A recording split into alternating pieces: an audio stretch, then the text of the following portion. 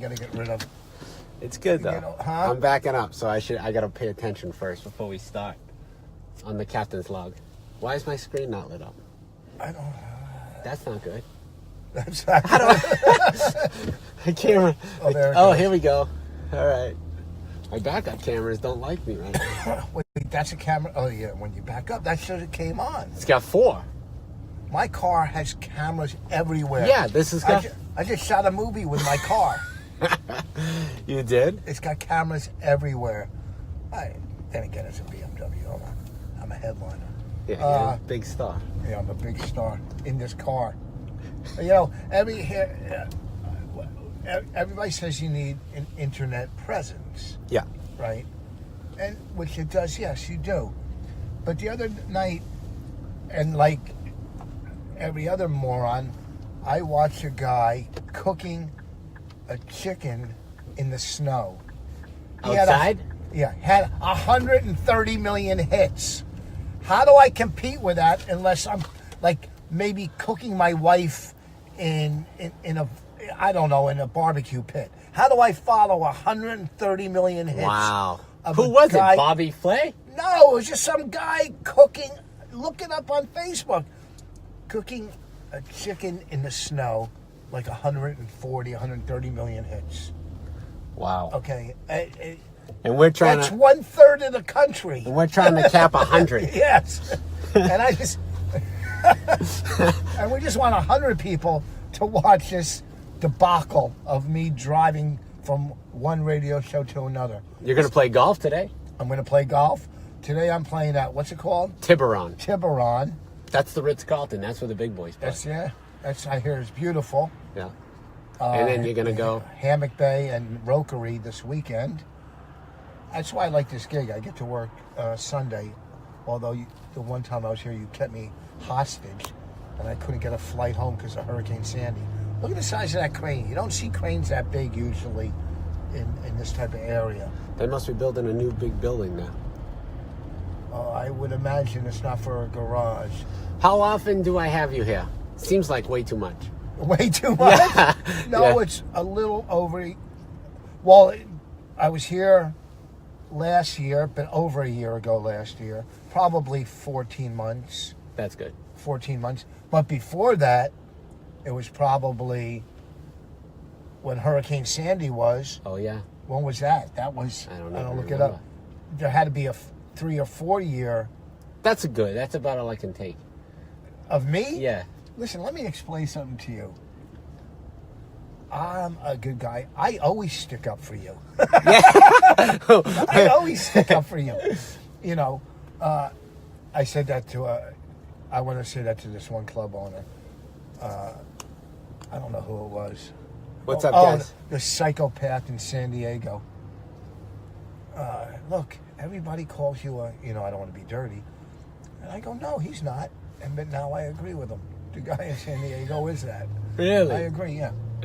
Crazy. You guys are Almost nuts. all your New York buddies, they'll play the club. The only one is, I don't use Nick DiPaolo that much. Well, he's doing nighttime radio. Yeah. So, does Bobby Kelly come down? Yeah, same like you, every year almost.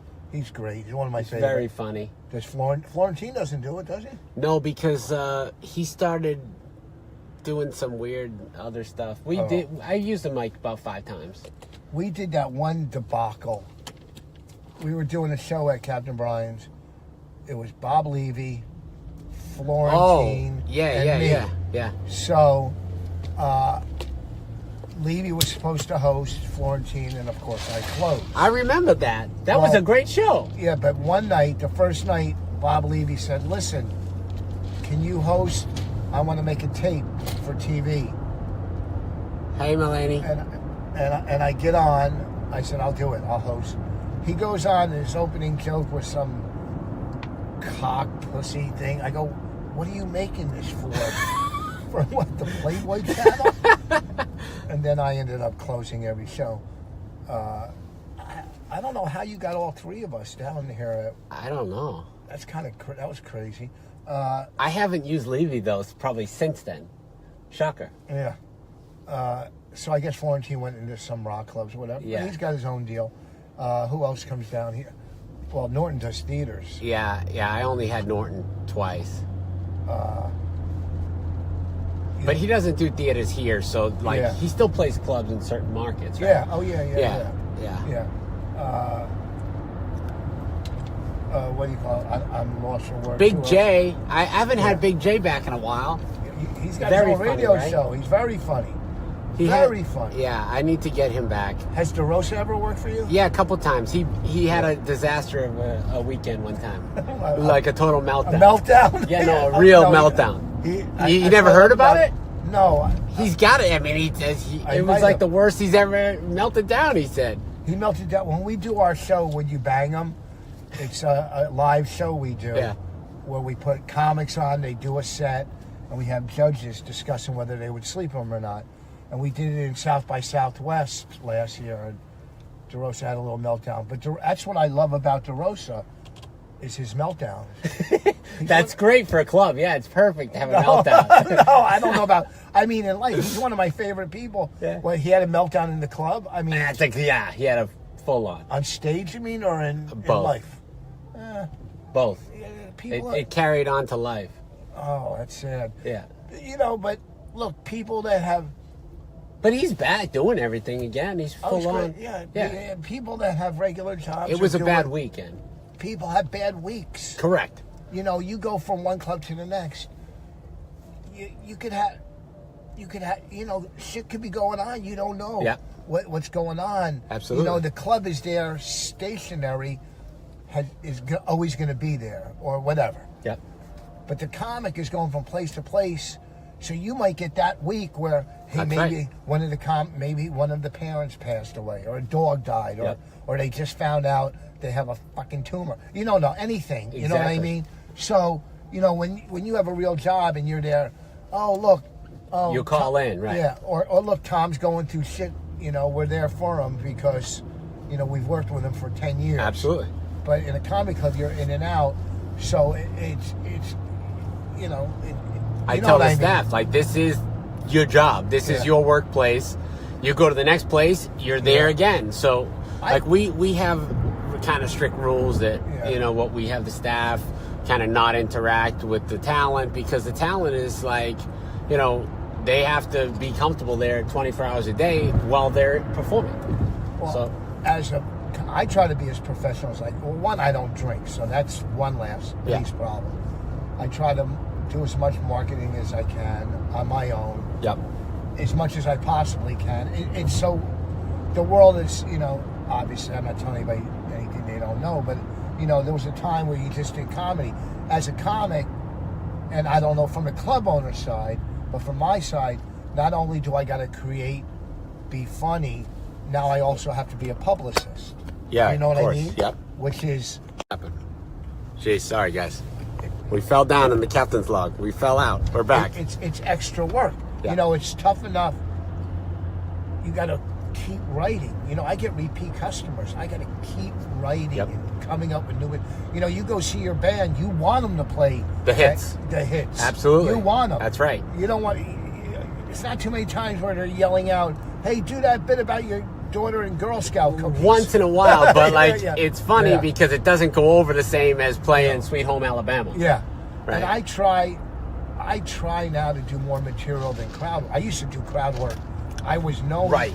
And I could do it, but I've already done it enough. I might do crowd work where I'm introducing a bit or setting up a bit. But but you do great crowd work. That's one of the things that people want to see a lot of. I know. Because you're good at that. I agree. But I like doing material because, listen, crowd work's it's tough as hell. Yeah. Big J's good at it. There's certain comics that are good at it.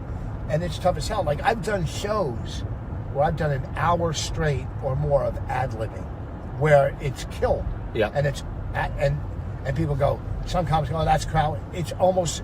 It's as hard as anything on the planet. But I also like writing bits and creating new material. You know what I mean? Absolutely. And if I do crowd work, it's usually the second show because I'm already bored with the material I did the first show. Or I try, and it's hard. I do some old, some new, some, look, I know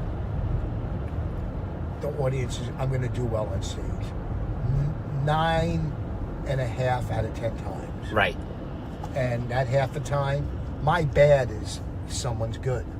I agree. I think you do.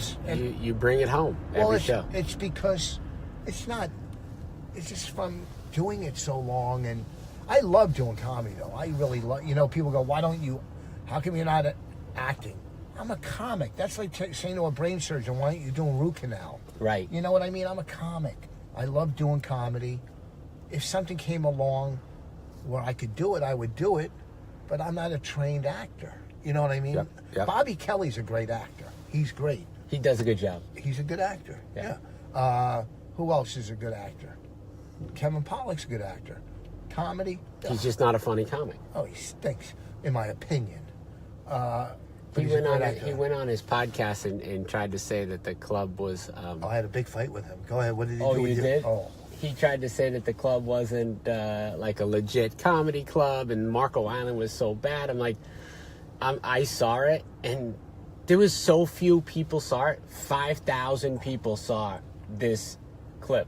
And it was so irrelevant that it was out for 6 months and 5,000 people saw it. I'm like, dude, more people see my freaking posts on Facebook than watch your podcast. That was a while ago, huh? Or his podcast, it was like episode number 385. I'm like, you've done this 385 times and only 5,000 people saw it?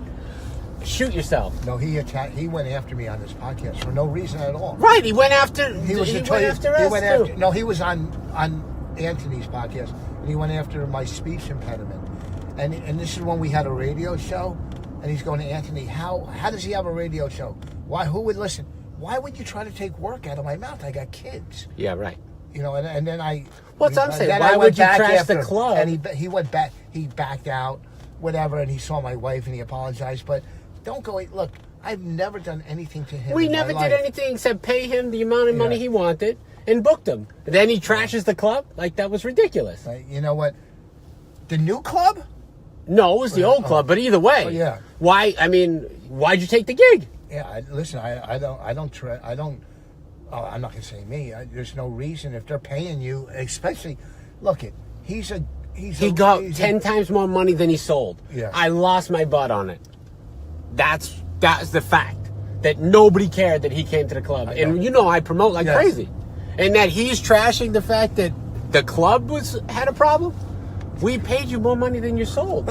You should be, it was like a gift. Well, you know what the thing is? When get you on the air and have a discussion. Don't just attack without... Exactly. And then, because hear the other side of the story. He went after me for I've only been nice to the guy when I seen him. I never knew he had a problem with anything until someone sent me that podcast. You know what it is? He's going to blame ticket sales or whatever on you. It's not your fault that nobody wants to see stupid, dumb Columbo impressions. Nobody cares. It's funny because I mean nobody that is staff even knew who he was. This was only like a couple years ago that he came, right? They're like, who is this guy? Why is he bad-mouthing the club? Well, I did turn on Casino, and he's a good actor. He wasn't. I watched him. He's a good actor. Stay on the set. Yeah. All right. I'm done smashing him. I smashed him the other day on Sirius. Sam has a problem with him too. From Norman Sam. He's mean to me. So coming up, what do you got going on that we should watch? We're shopping my roast. It's called the legendary roast of the legendary legend Rich Voss.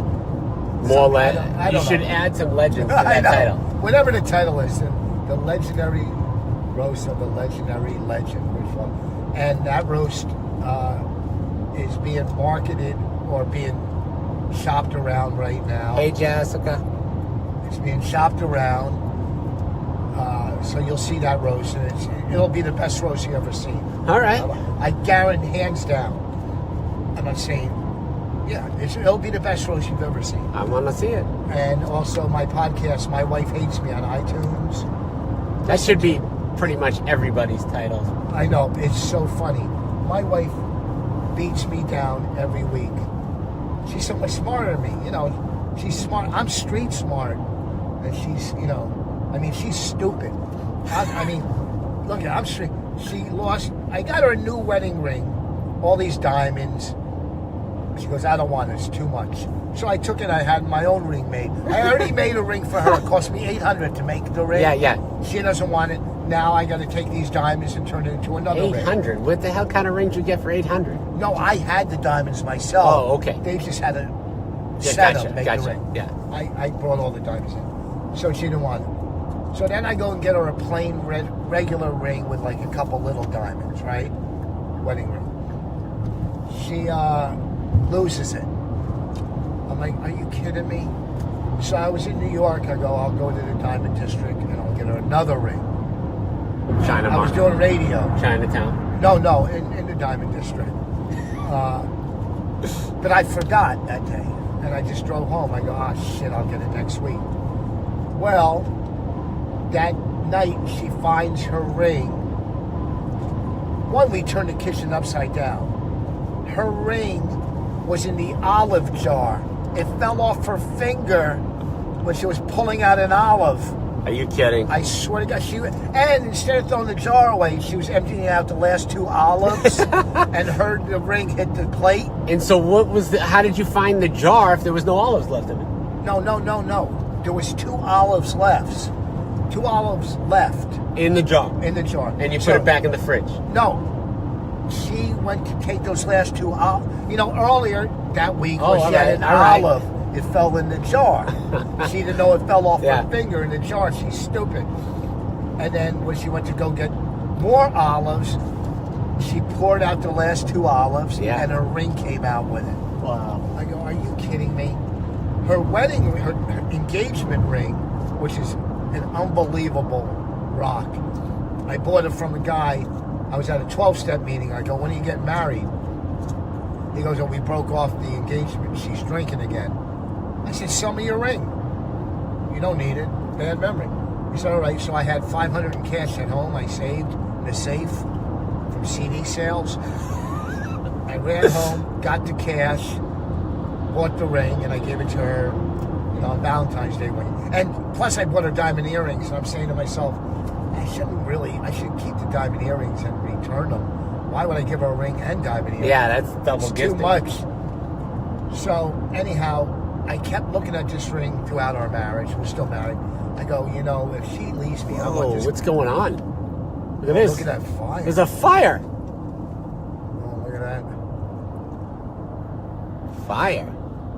On the road. I don't know. We got to get there. Yeah. I go, she's going to leave me. I want this ring back.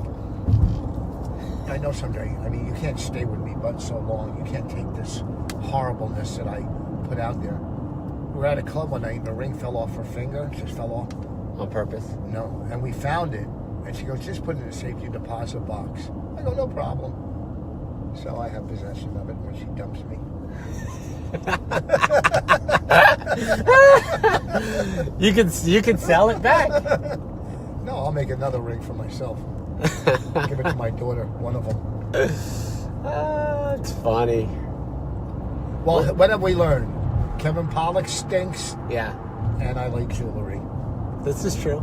It's been a very eventful captain's log. It's so funny. All right, guys, we're heading out. There's some kind of traffic holdup over here coming up. Where'd all that smoke go? Must have been a skid or something.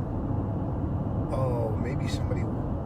Like an 18-wheeler's tires locked up or something? I thought I saw all the smoke. Police lights, though, didn't I? thought I saw. I don't know. We're getting off the highway here anyway. Oh. All right, guys, come see Rich. He's funny. I promise. This is the Captain's Log. We're out. Be good, guys. Thanks, everyone, for watching. Jay, Mike, Kathy, Brandon, everybody. If I missed you, I'm sorry, but we love you guys.